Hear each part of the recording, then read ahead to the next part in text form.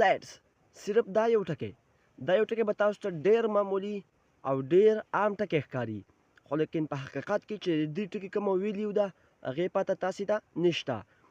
نو نننی ټاپک دی زمونږ صرف د لیټس په باره کې چې لیټس څه دپاره استعمالیږي، لیکن دا لیټس چې کوم ستاسو په انګلیش کې کومه ترقي او کم امپروف کولی شي نو هغې زه نن تاسو ته ګیرنټي درکوم. لکه فار اگزامپل راځئ چې مونځ وکړو، راځئ چې سکول ته لاړ شو، راځئ چې لوبه وکړو، یا به چې راځئ چې چای وڅښو.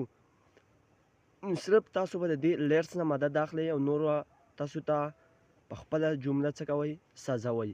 صرف د دې یو لیټس په مدد سره به تاسو ډېرې جملې په خپله جوړې کوئ او په روزمره کنورسیشن کې به تاسو سره دا لیټس ډېر مدد وکړي.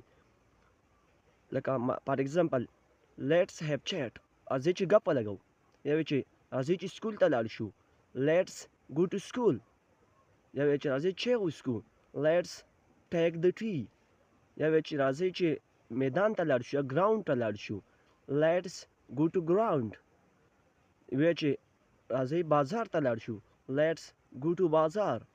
نو د دې لیټس په مدد سره تاسو ډېرې زیاتې جملې جوړولی شئ. په سر کې به تاسې لیټس لګوئ او د هغه نه بعد به کوم ورب فارم لګوئ او هغه نه بعد به بیا تاسو څه کوئ ابجیکټ لګوئ. نو دا و زموږ سره د لیټس یوز. دا به ستاسو په انګلیش کې ډېره زیاته ترقي وکړي. که چېرې تاسو غواړئ چې انګلیش زده کړئ نو بیا خامخا دا چینل سبسکرایب کړئ او ویډیو لایک کړئ.